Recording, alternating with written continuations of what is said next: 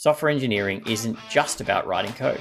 It's about understanding why we build things and how we solve complex problems. In this fascinating episode, we sit down with Michael Smith, CEO of Sagittal.AI, to talk about the frameworks he uses for navigating engineering, product, and leadership roles. We explore the Sinofan framework, a powerful way to distinguish simple, complicated, and complex problems.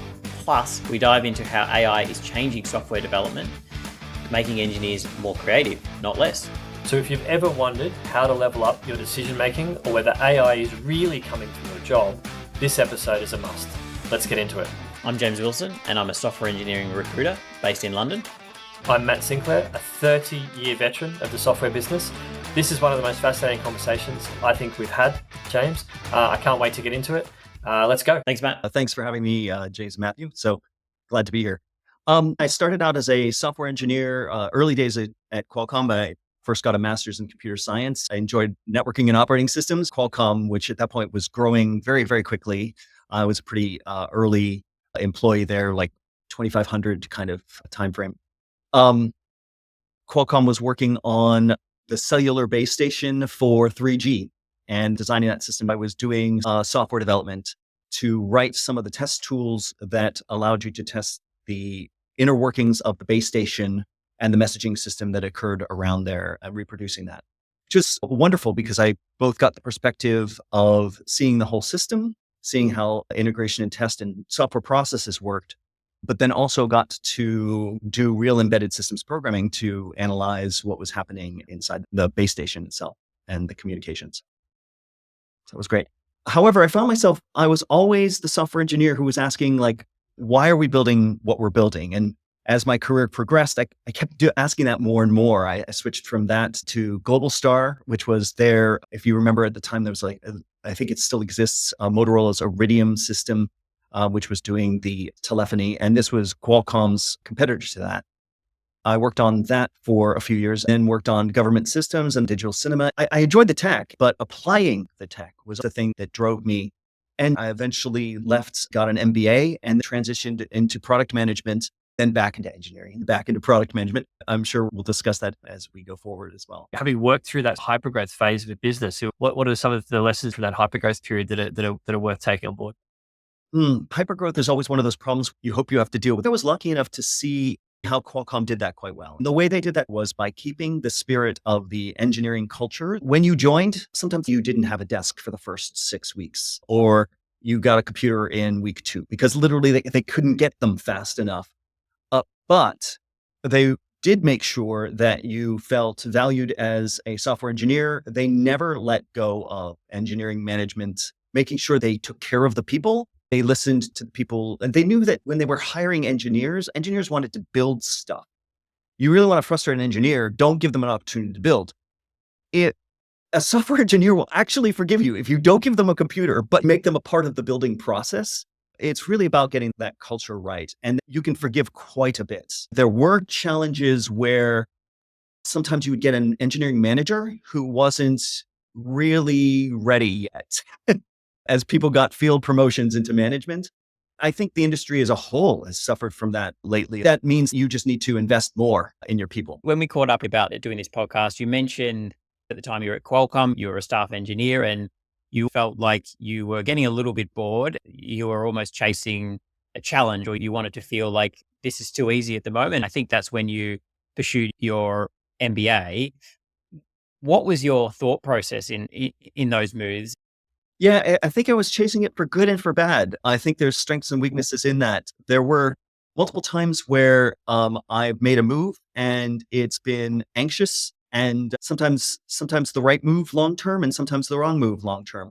I did jump out of engineering to get more experience, and I don't regret that at all. An engineer cannot get too much experience into what it is you're trying to solve. That's extraordinarily helpful. You don't necessarily need the technical chops. You need the empathy with the problem. You can usually bring enough technical chops to solve that problem once you understand it well.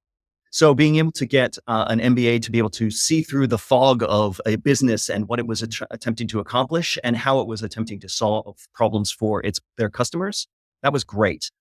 I think what I did is kind of feel a little bit more like I needed to almost take on a new persona. You go into an MBA and it is a very different environment, personality wise, than engineering environments.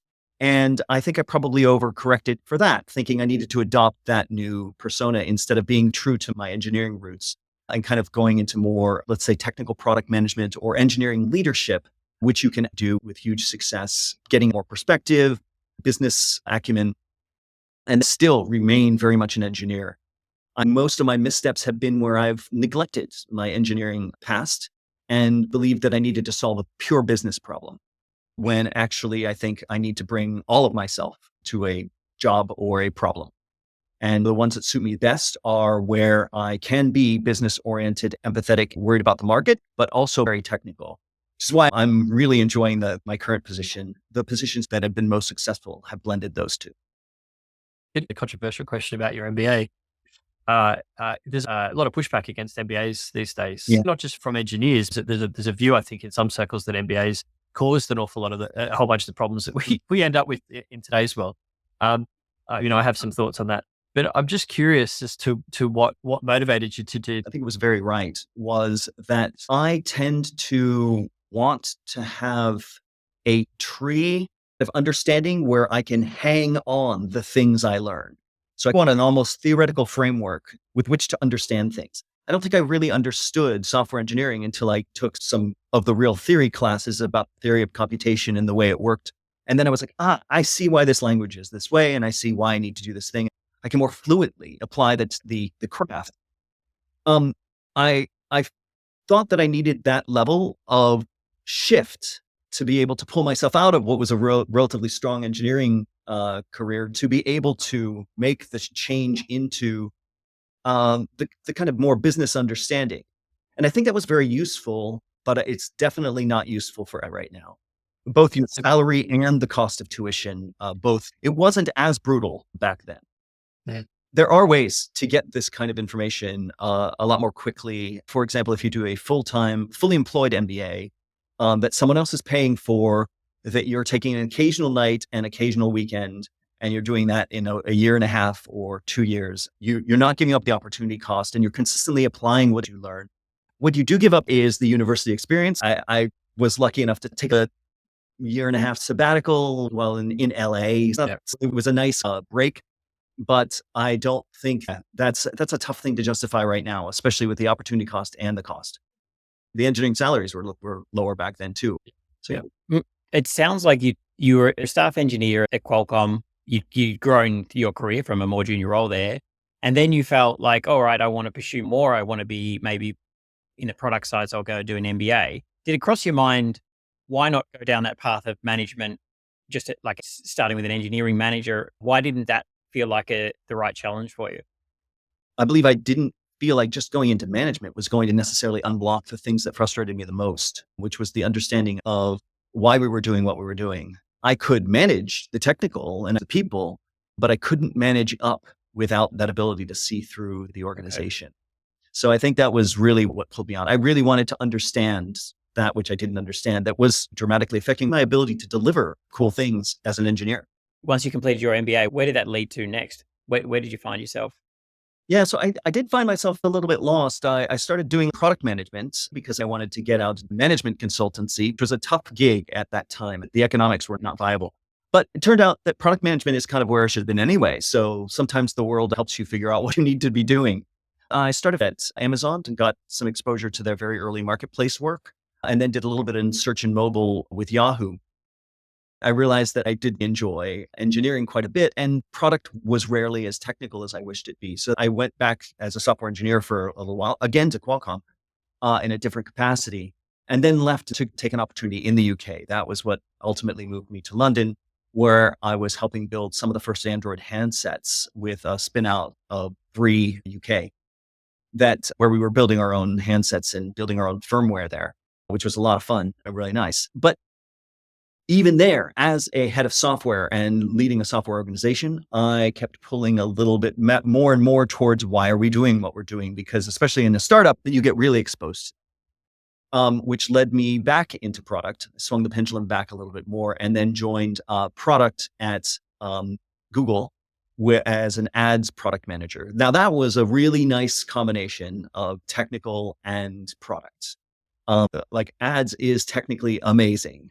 It is a little bit weird when it comes to people, you tell people what you're doing, and it's a strange environment to be proud of. Some people love that space, and I get it. I didn't ultimately love it. I wish I would. It's a great place to work if you love it, because it is actually very technically challenging as well.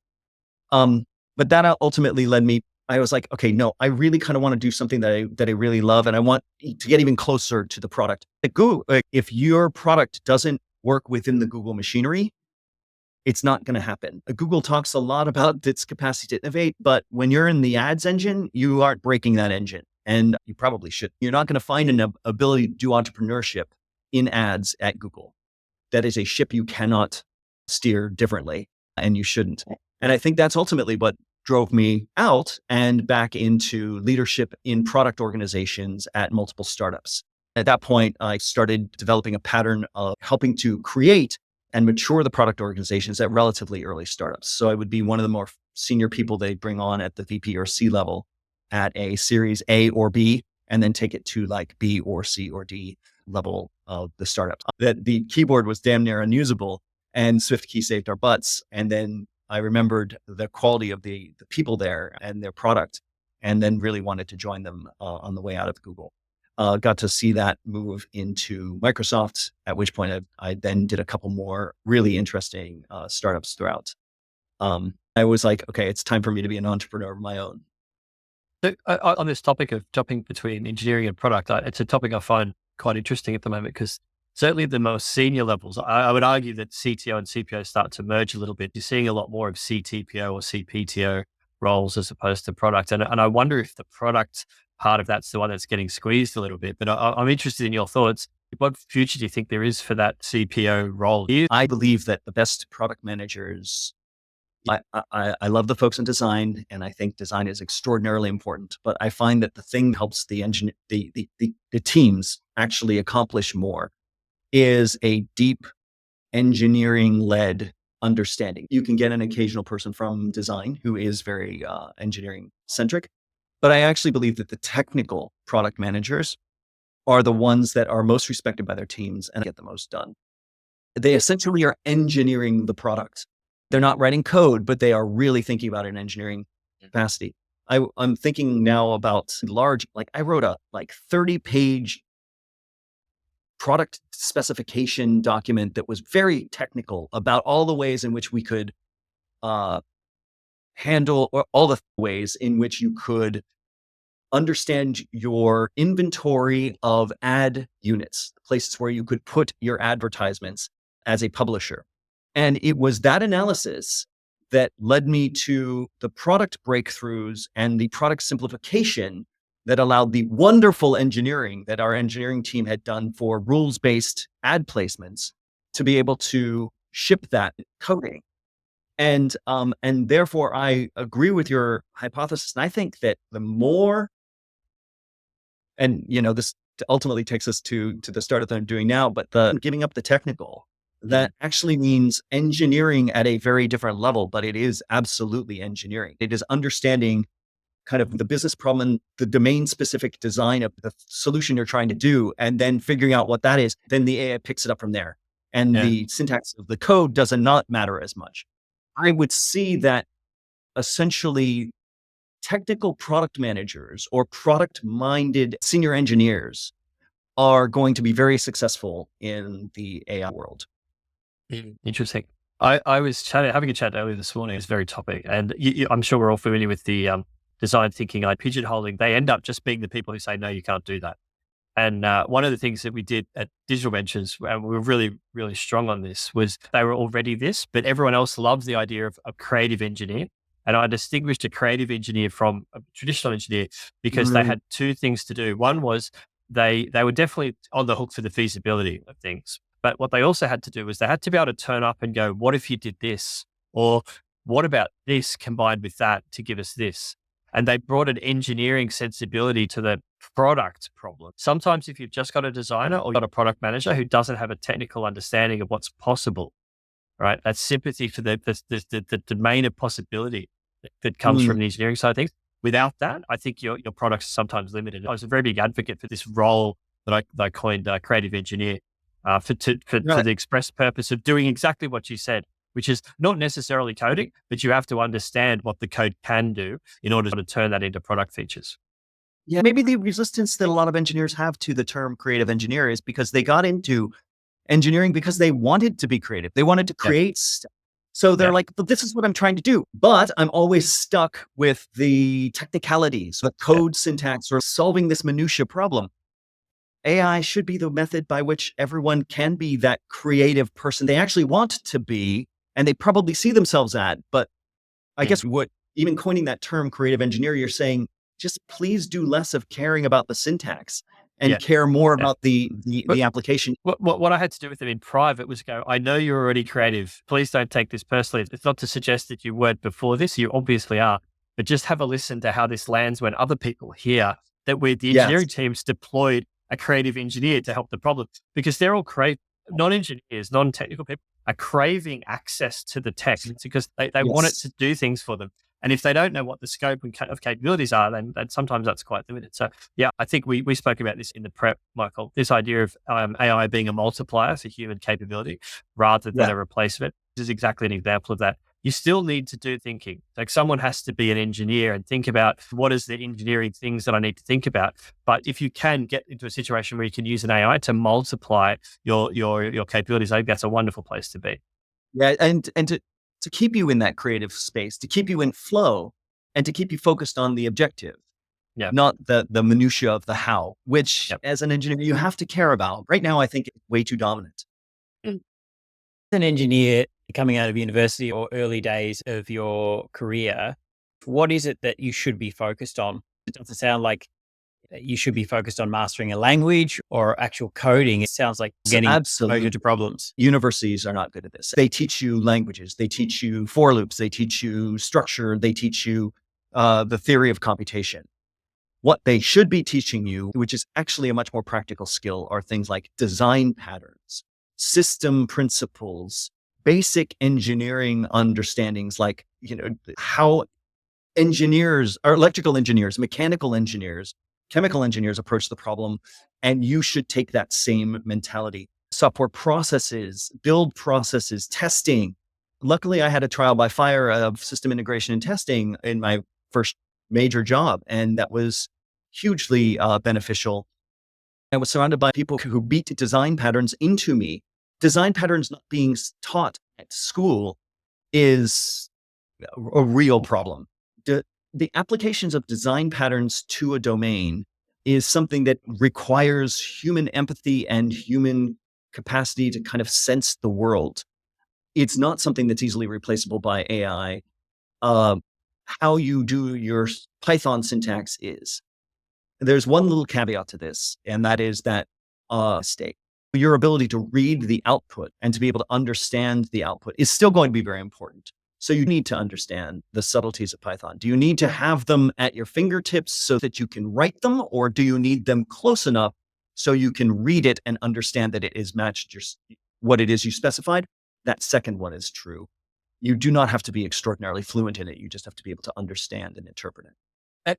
If I can respond to James's question and build on what you said, Michael, I think I'm actually a little bit allergic to the trend that we see in education towards more vocational education. Let me explain what I mean, right? I'm a believer that there's no such thing as teaching, there's only learning. And what I mean by that, it's controversial, right? Not everyone agrees with this, but ultimately what happens is people try to teach you things, but ultimately you only improve when you learn something, okay? And so I know myself, I'm much more successful when I sit down and learn something myself. And I do that in a couple of different ways. I'll read a book about something. I'll read some informal web documentation, or the best thing is to sit down and try and build something with it, right? That's how I learn. That's how I get better. I think the fundamental thing that we should be teaching kids from junior school, senior school, and into university is meta learning how to learn, equipping someone with the capabilities and the tools such that they can learn themselves when they need to. When I apply that, whenever I'm talking to an engineer and trying to hire them, I don't ask them, what's your personal software process? Because no one knows what that means. But what I try and get out of them is I try and understand if it constitutes a personal software process. And the first one is, do they have the foundations of computer science? and you've mentioned this twice now, can they under what again, right? And just get some sense of what's going on, right? The second, and there's a bunch of stuff that goes into foundations of computer science, that I think very few people pick that up. I'm just sort of through experience. If you have to do some sort of formalized learning to get that stuff into your head. Now, it doesn't mean that everyone who doesn't have that is rubbish. That's not true. There's some very good programmers who have no formal qualifications at all. They've just managed to intuitively get hold of these concepts, and that's fantastic. The second part of the PSP is tools and tool use. So what are the tools I need to do my job, and how do I use them? Okay, and how do I use them in a way that's safe? The last one, and this is really important and often missed, is essentially how do you play well in the sandpit in such a way that you don't hurt yourself or anyone else around you? Yeah. So you basically got theoretical computer science, applied computer science, and applied organizational psychology.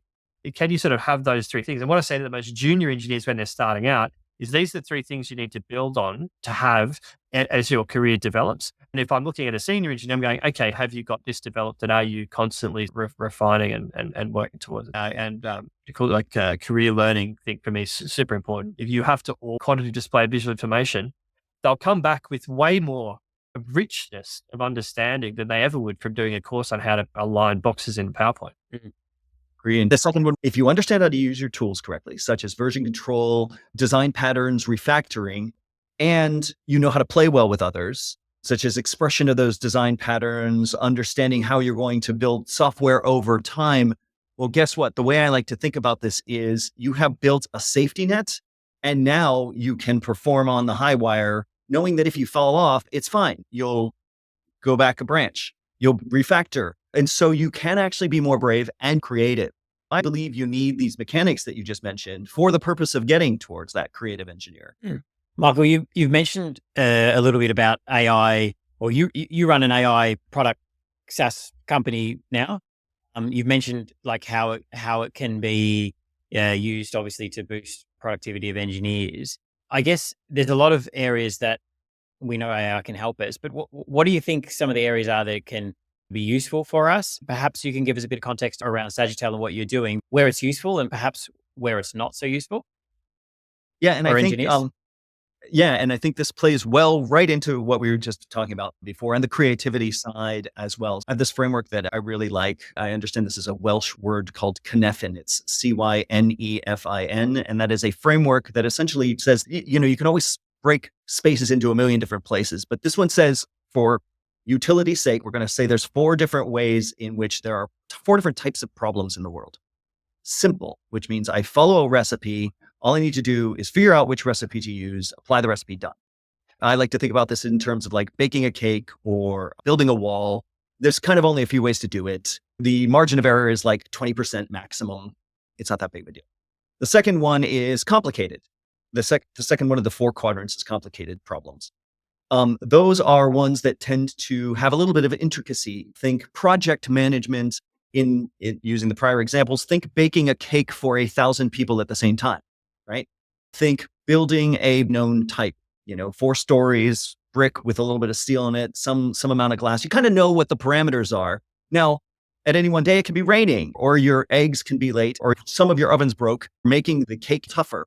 You have to improvise just a little bit. The third category is complex, where you need to probe, sense, and respond. This is where humans are most creative, the most interesting. This is where you don't know what you don't know. You have things that you don't know, and you need to go figure them out. The only way to do that is to interact with the world. So this is product discovery, sales discovery, engineering discovery, spikes, all those kinds of things. Think building a building that one has never built before, or think building, making a cake with a ingredient that is particularly horrible to use in a baking environment, but you're going to do it. And so you've got to figure out the science of it.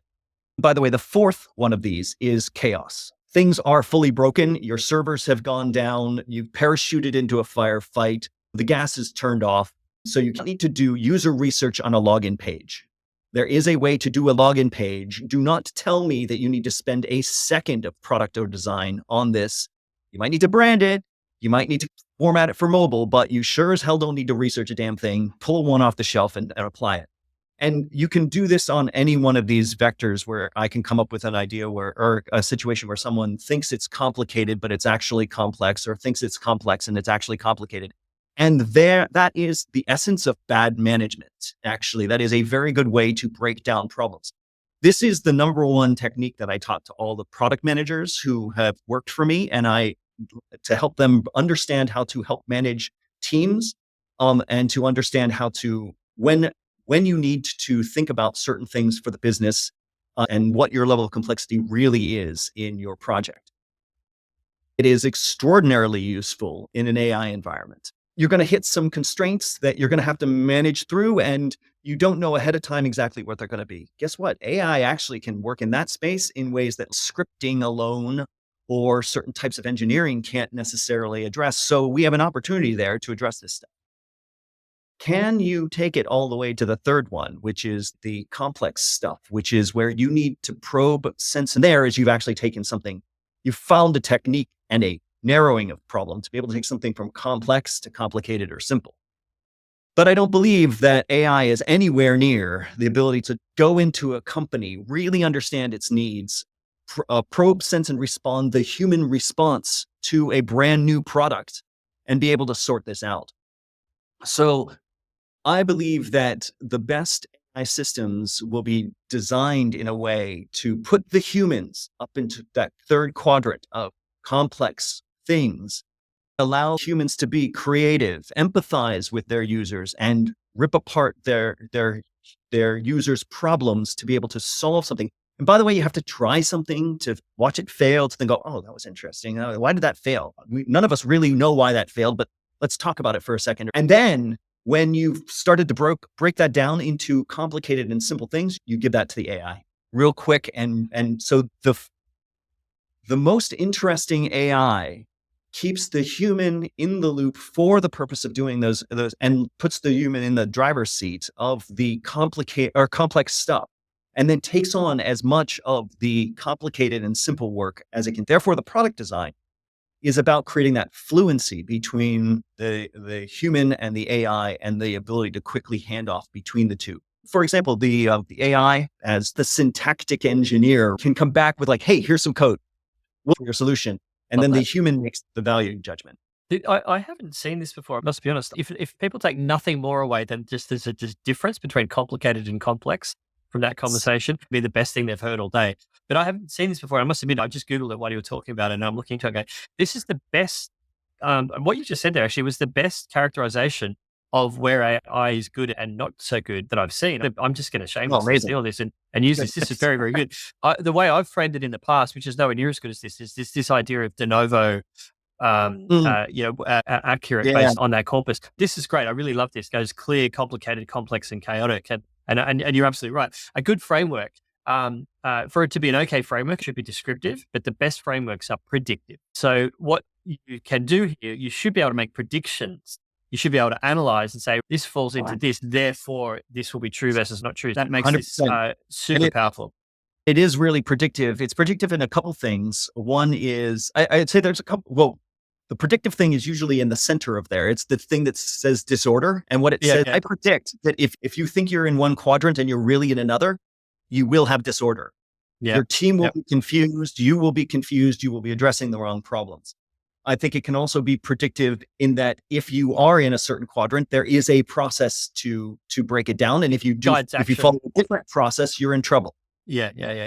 That's what I took away from it. It guides your action. If you are in a complex environment, then you probe, sense, and respond, and you're not going to be able to get an AI just to give you syntactic answers to things like that. It guides action. I can see that straight away, that it guides action, which is powerful.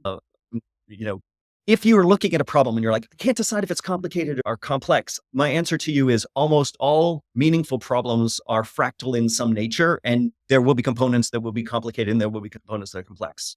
If you can't categorize it, I'll guarantee you that some parts of it are complicated and some parts are complex. And just that means, please go.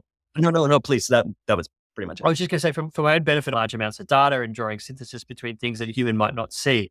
But a complex thing which requires reasoning, or the thing that AI can't do at the moment, which we spoke about the other day, I think, was this idea of conjecture, right? That today, at Yes. least, remains the preserve of humans. The ability to imagine a future state that the world could be in, which is different from what it is now, and then devise mechanisms or experiments to test those things. That idea of conjecture, and I'm sort of stealing a bit from David Deutsch, is really very much a human idea.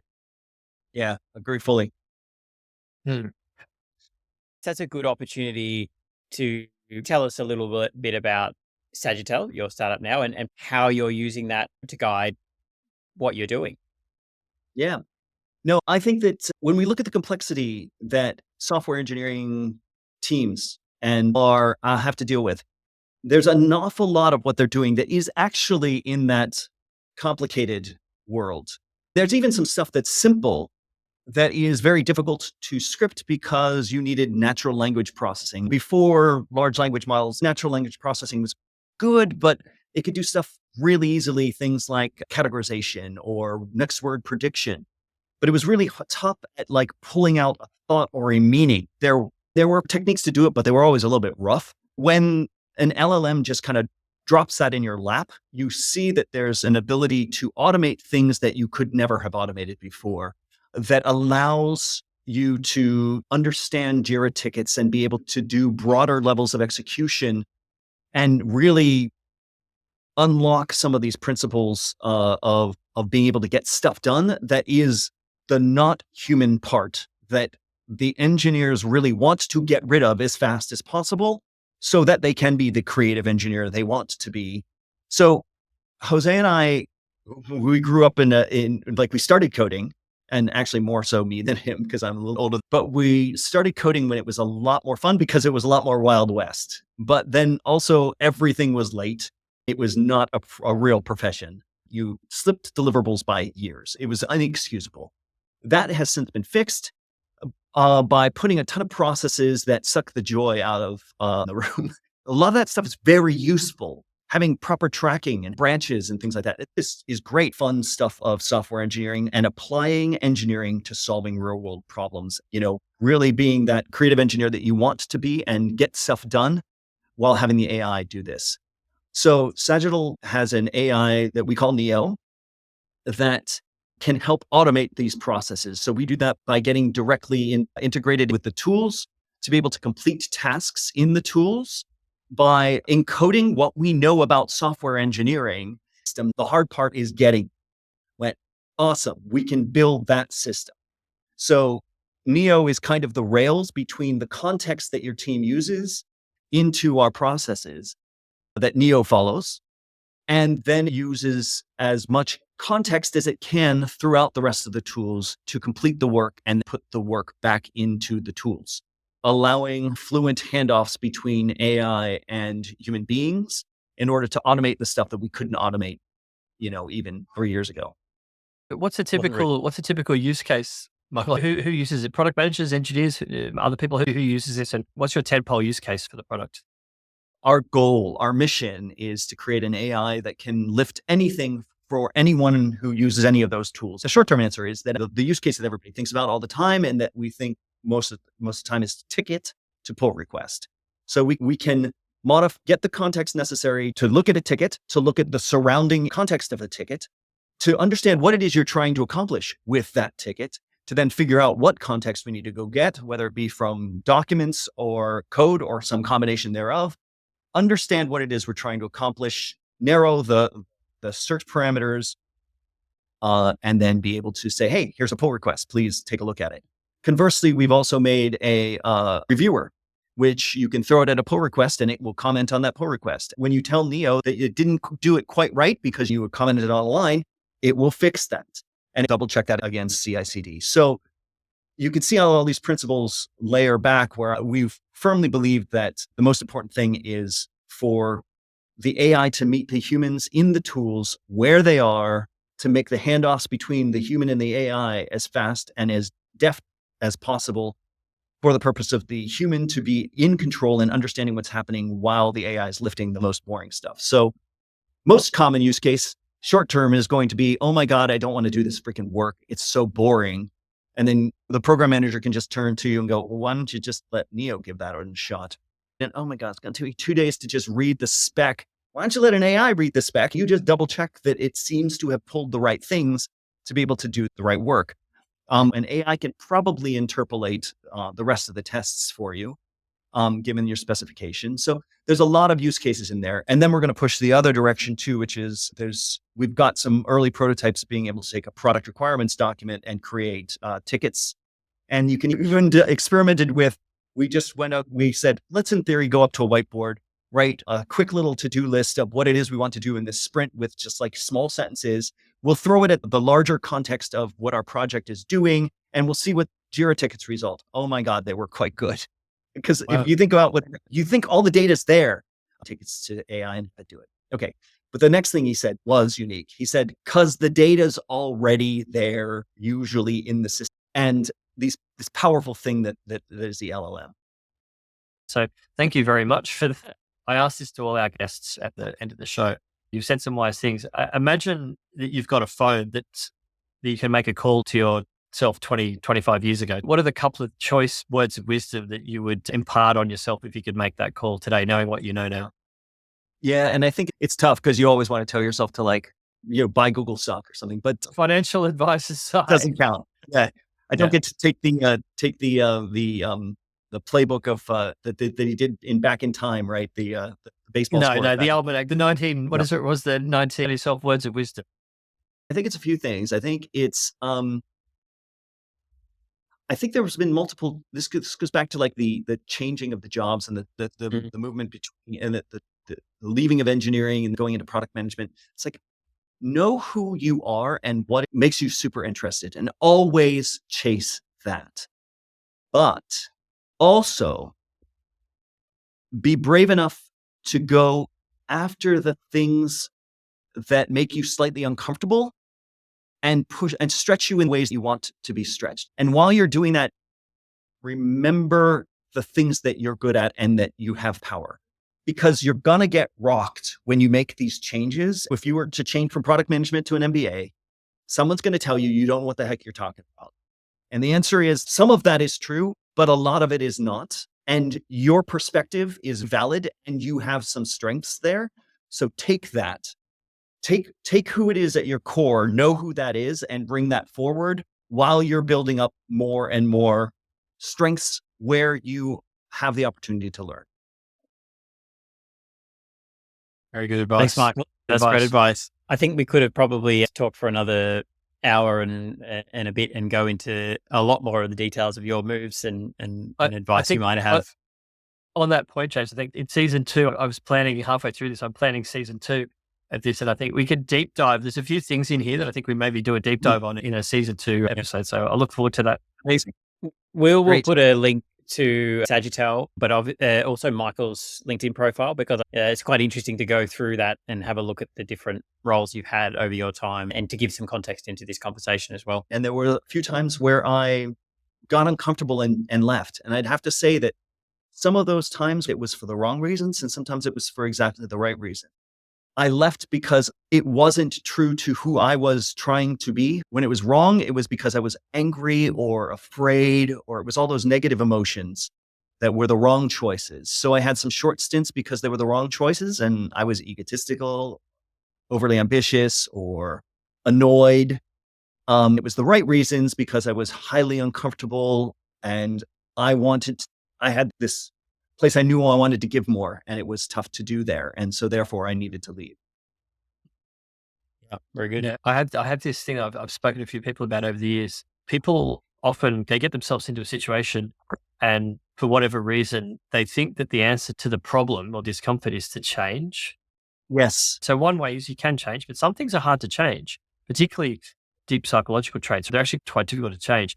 But there's a super weapon that you can deploy, which is knowing. So rather than try and change yourself, knowing that that's you and that's how you behave in those situations, because then it gives yourself the ability to step outside a little bit of what's going on. And you go, oh, I know what's going on here. That's me in this situation responding in this way because I have these characteristics. And it's incredibly powerful because you completely removes the chaos and uncertainty that comes from being uncomfortable by just knowing, I understand what's going on here. Yeah. So yeah, I like the idea of knowing rather than changing as a technique to solve for that discomfort sometimes. Yeah. But you sound like a large amount of the School of Life videos that I really enjoy and watch a ton of. Yeah. If you're familiar with that, It also series. comes. I had a few years. If anyone is uncomfortable with the idea and wants a non sort of wooey entry point to meditation, it's this idea of equanimity. I spent a couple of years just honing my equanimity, the ability to go, this will pass, right? This moment will pass. That sounds a bit weird. No, Honestly, no. it's just super powerful. Equanimity is a superpower. Yeah. Come to meditation. I don't do it as much as I probably should, but during it's something that really helps you center. I think anyone who meditates at all at any level would say the same thing. They don't do it enough. It's easy to deprioritize it, but I try and do half an hour a day if I can. I don't always succeed, but I try. It's definitely something worth exploring. If you do the kind of jobs we do and you deal with the kind of frustrations and complexities and intellectual highs and lows that you get, then meditation's a pretty cool palliative for some of that trauma. Absolutely.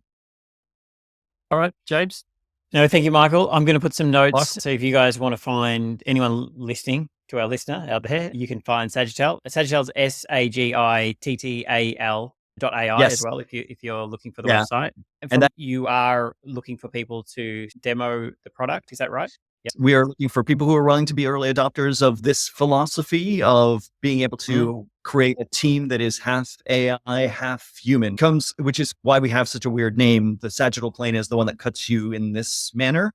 So like having a left and right side of your brain, that is not really 100% a real thing, but it's a good metaphor for combining an AI and a human capacity together.